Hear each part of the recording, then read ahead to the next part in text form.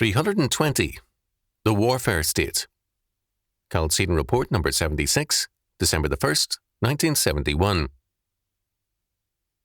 A few years ago, a writer described the modern American order as the warfare state. His argument was a faulty one, but his term was a very apt one. The age of the state has led inescapably to the warfare state. An important and central aspect of the life of the state has been war. Now, St. James makes clear in this epistle, chapter 4, verses 1 to 3, that the source of conflict and war is in the heart of man. It is a product of his sin, and he cannot therefore blame war on the capitalists, a military-industrial complex, other nations, the communists, or anything else. The basic and essential cause of war is the sin of man. This does not rule out secondary causes.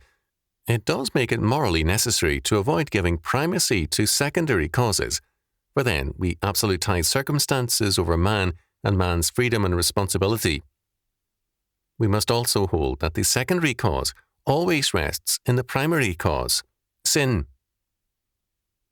A theorist of the last century said that war is a continuation and extension of diplomacy into military action.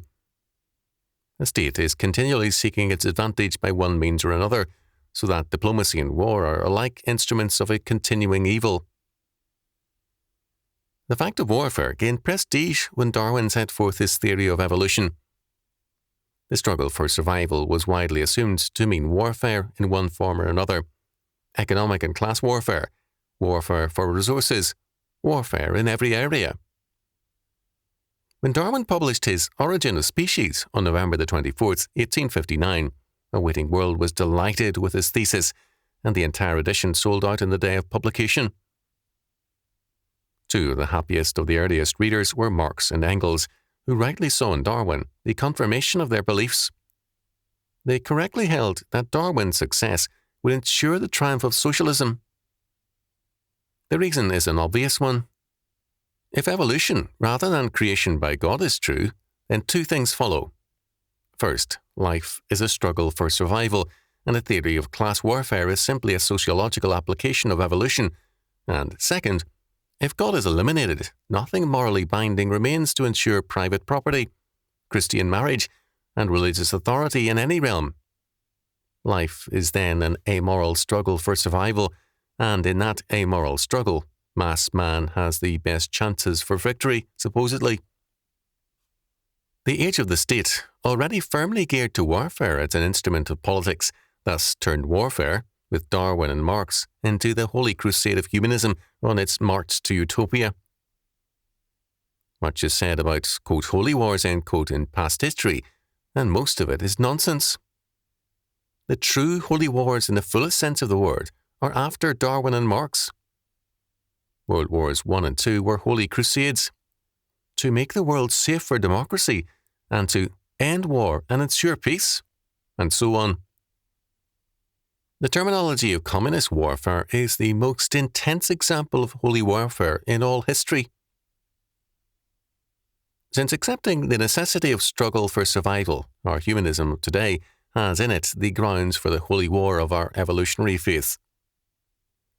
The established humanistic religion of modern states sees conflict as always a means of progress.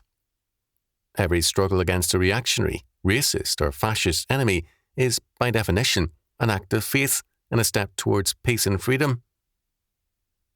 The evil is war by the enemies of a particular socialist state, or by any who oppose the religion of statism. Thus, despite all the pious bleatings about a love of peace, ours is an age of warfare, and of holy wars. These wars serve two purposes. First, a war always consolidates greater power over the citizenry in the hands of the state, so that a victorious state emerges not only victorious over its enemies, but over its own people as well. Thus, whatever losses the Germans, Japanese, North Koreans and Viet Cong or North Vietnamese may have suffered at American hands, this much is certain that, since 1917, the major and consistent losers have been the American people. By their sinful propensity for the cult of the state, they have seen their freedom diminished and economic slavery emerge. The state has been the consistent winner. A huge bureaucracy has developed in Washington and in every city and state. From a standing army of a few thousand, we now have an army of millions. From almost inconsequential taxes, the citizens now pay taxes which are almost equal to a rent on their property and a permit to live. Second, warfare is more and more a way of life and a basic philosophy of progress. The result is class warfare. How does labour see progress for itself? The answer is clearly by means of warfare. War against management and against the consumer.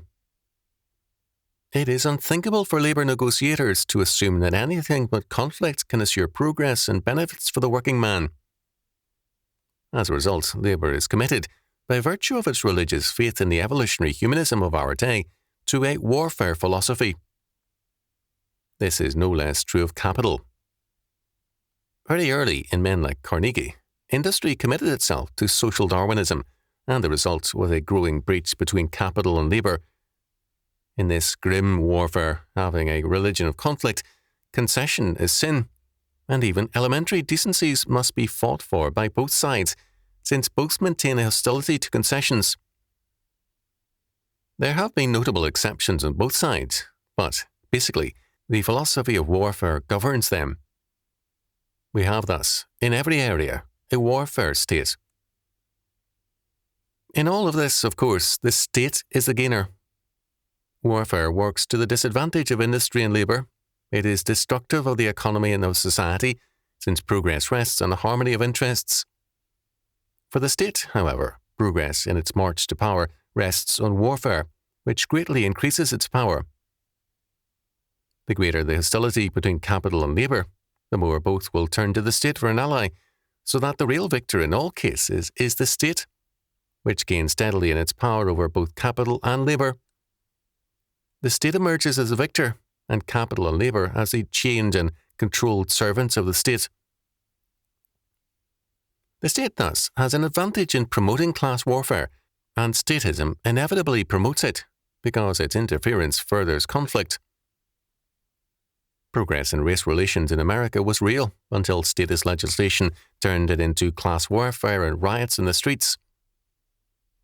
Neither blacks nor whites have been the gainers, but the state's powers over both and over labour and industry are greatly increased. But the state cannot profit by its victories. When the state steps beyond its God-appointed realm as a ministry of justice, the state begins to fail in its ability to function effectively. The state is not a producer. For the state to gain vast powers over society is about as fruitful of good as for a mule to gain power over a corral full of mares. It is a sterile victory which can only embarrass the victor. The result is even greater tension and conflict. The greatest powers for the state are just ahead of us, and its greatest defeats. Its inability to keep its promises and a consequent disillusionment of peoples. Already, everywhere, the state is failing in its ability to maintain an elementary and basic need of the people, security in their homes and safety in the streets. Failure here will only increase in the days ahead. Already, a sum equal to 50% of all federal, state, county and local police costs is spent for various forms of private protection, and this sum will only increase. As controls over the police increase and public morality declines, lawlessness will become more open and extensive. The more power and money an individual or an enterprise gains, the more effectively it functions, because, normally, people and businesses have a productive function which thrives on further capitalization. However, this is not true of the state. The more power and money a state gains, the less effectively it functions, because it feeds on power and money, not to function in terms of a productive end, but to enhance its power and wealth. Power and money give muscles to men, businesses, and organizations, but they feed a cancer in the state. The modern state is thus a sick enterprise which resents health in its midst and penalizes it. It grows in wealth, but regards wealth in others as an evil. Its senators vote for busing the masses and send their own children to private schools to avoid busing. The state has a double standard of morality, one for itself and another for the people. A deepening disillusionment with the state is ahead of us, and a growing decline in its authority. However, because a warfare state rests firmly on the foundation of the warfaring man, disillusionment will not change the world. As long as men believe, after Darwin and Marx, in a warfare world as a way for progress, they will create and perpetuate a warfare state. A man spent some time recently telling me how bad socialism, controls, and statism generally are. Then he concluded his random remarks by saying, "Well, it's a dog-eat-dog world." His perspective ensures precisely the kind of world he has. It is not a dog-eat-dog world. It is God's world, and His law prevails. All who violate it will sooner or later suffer the consequences. Those who insist that it is a dog-eat-dog world are debasing life, the world, and themselves, and they are the losers.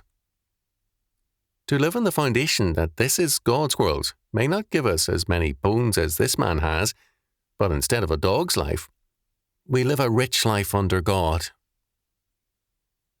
Jesus Christ is declared to be the Prince of Peace, Isaiah chapter 9 verse 6, but this does not mean surrender. He came to bring a sword, Matthew chapter 10 verse 25 following, of moral division in terms of himself and his law word, but an offer of peace to all men of all classes. His peace is more than a cessation of warfare. It is a way of life and a relationship to himself. Progress is not through a struggle for survival or warfare, but by means of obedience to his law word and its application to every sphere of life. The warfare state sees progress through the destruction of its enemies or their subjection to the state. It sees conflict as the essence of progress. The biblical perspective is radically different. There is no progress unless there is, first of all, regeneration, a change of heart, life, and nature through Jesus Christ, and then obedience to his law word. Men may hope for peace through other means, but they will instead feed the forces of war. Conflict, instead of being a force for progress, is an aspect of man's fall and a product of his sin. It is unfortunately sometimes necessary in a fallen world, but it is not the norm, nor is it the means of progress. Sometimes good very definitely does come out of conflict, and sometimes conflict is morally necessary, but this still does not mean that conflict is the way to progress. A man who lost his sight in an accident was led, step by step, to a forsaking of a reprobate way of life and to a useful and godly existence. This does not mean that we should all blind ourselves in order to make progress. Neither the source of change nor the thing changed are in the environment or in accidents, but in the relationship of God and man. Man's basic war is with God and God's law order, and man's true peace begins with peace with God. In all of this, the state is futile. To hope for political salvation is like hoping for a colt from a mule.